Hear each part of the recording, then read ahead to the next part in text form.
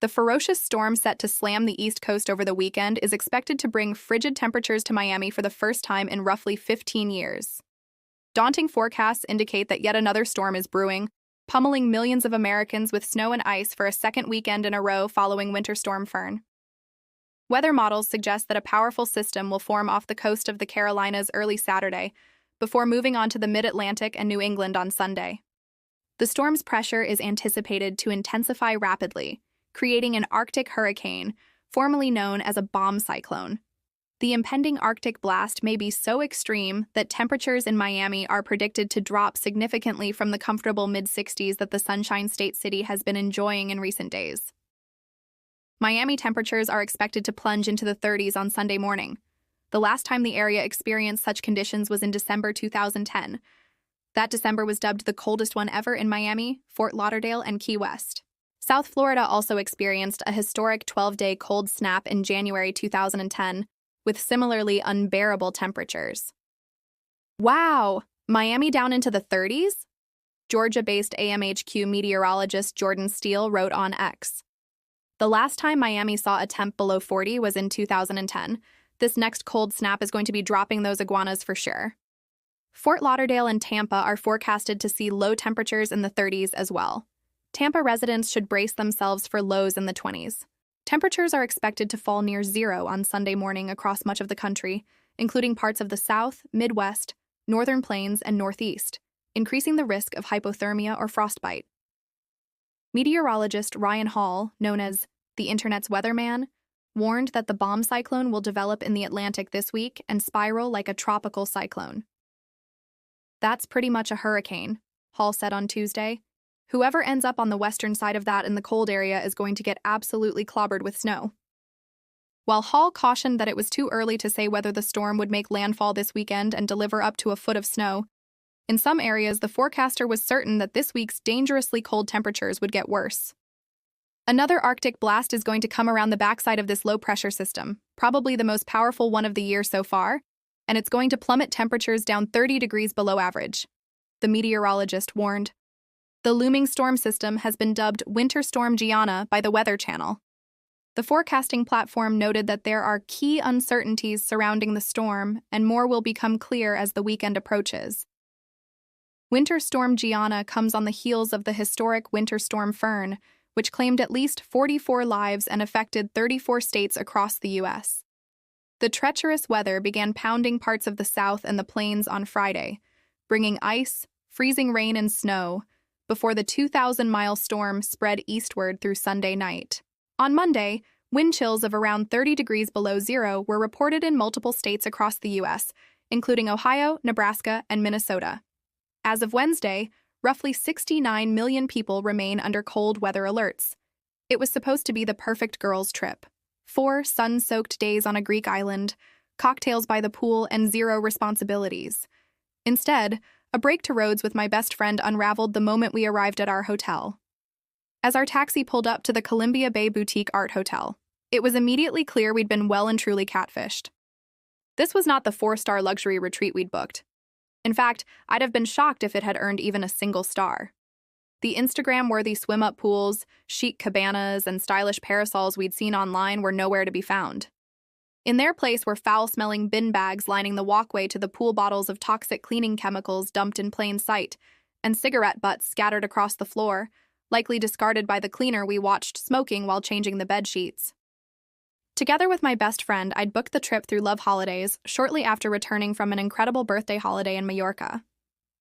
Normally, I arrange everything myself, flights directly with the airline, then hours scanning booking. Calm for a well-reviewed 4- or 5-star hotel at around $200 a night. After traveling almost every other month throughout 2023 and 2024, I thought I knew how to spot a good deal. But when I looked at flights to Rhodes, they all arrived or departed at awkward times, meaning we'd lose nearly 2 of our 4 days traveling. That's when we started looking at package deals. I was skeptical. Package holidays had always felt impersonal to me, with larger, more commercial hotels than the boutique stays I prefer. But this time, Love Holidays offered a 4-day stay in a 4-star boutique hotel with return flights at a price that beat booking separately. We checked everything. The hotel's website, Instagram, tagged guest videos, and TripAdvisor reviews all matched the listing. The Columbia Bay Boutique Art Hotel had an 8.9 rating on Booking, calm from more than 130 reviews, with only minor complaints about room size or breakfast options. Online, the hotel looked stylish and modern, with swim-up pools, a sleek main pool, and a bar stocked with the usual holiday favorites. The rooms appeared clean and contemporary, complete with luxury bedding, rain showers, slippers, and robes. We booked a deluxe garden view room, but the first red flag appeared while packing. Somehow we'd been booked a checked bag each for one flight only. On the return journey, the booking showed just one shared 23-kilo bag between us. It made no sense, but we squeezed everything into one case and brushed it off. That turned out to be the least of our problems. When we arrived at the hotel, we were greeted by a friendly enough staff member, handed over our passports, paid the city tax, and were pointed towards the lift. However, instead of taking us to our floor, the doors opened into the basement kitchen, where a chef had pressed the button to come up. Behind an embarrassed staff member was a chaotic scene. Burnt pastry flakes scattered across the floor, overflowing bin bags, and the same unpleasant smell that lingered in the lobby. Any remaining optimism disappeared. The room was no better. It looked nothing like the photos. Everything was run down and dirty. The door handle was broken. Dust coated almost every surface. Our so-called garden view turned out to be the bird-dropping covered canopy at the front of the hotel.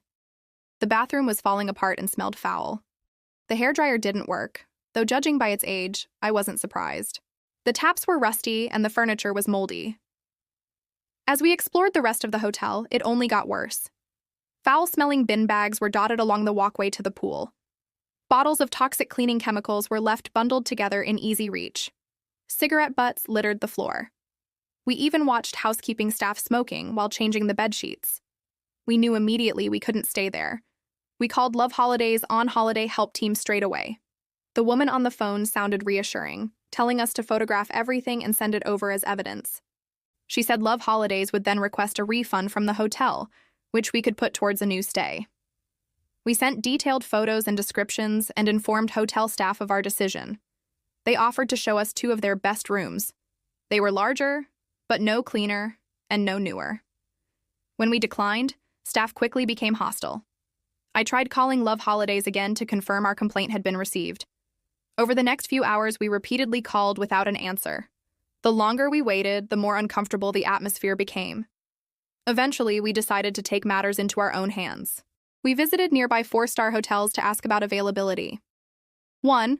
Cook's Club Columbia Roads, also listed on Love Holidays, was able to accommodate us across 2 different rooms for the remaining 3 nights. Love Holidays wanted us to stay put until the issue had been resolved, but we weren't willing to waste another minute there. Using the room after complaining would have felt like eating an entire meal and then claiming you didn't like it, so we left. Sometime later, safely settled in a clean and genuinely 4-star resort, we finally got through to Love Holidays. This time, the response was shockingly different. The woman on the phone was rude and dismissive, scolding us for leaving before the complaint had been processed, despite having had no contact between now and the first phone call. We paid for the new hotel ourselves. At that point, we just wanted to salvage what was left of our trip. We didn't hear from Love Holidays again until the final day of our holiday. They finally offered us 1 overnight stay in a hotel on the other side of the island. Far too late to be useful, and not worth the upheaval. Back in the UK, I submitted a formal complaint to Love Holidays After Holiday team, complete with photos, call logs, invoices, and correspondence. After weeks of chasing, I was told there was nothing they could do. He is the man usually seen as one of President Trump's loudest cheerleaders in the European Union, but Robert Fico has now reportedly returned from Florida with a chilling warning for the continent. The Slovak Prime Minister, who has long championed Trump's America First approach and echoed his criticisms of European weakness, told fellow EU leaders that he was shocked by the president's mental state during a recent sit-down, Politico reports. According to 5 senior European diplomats briefed on the high-stakes talks, Fico's usual admiration for the 47th president has been replaced by a profound concern. The revelations stem from a private meeting held at Trump's Mar-a-Lago estate on January 17th, 2 diplomats explained to Politico. They revealed that Fico specifically targeted Trump's psychological state, using the word dangerous, to describe the president's demeanor during their intensive face-to-face discussions. The exchange occurred on January 22nd, as European leaders convened an emergency summit in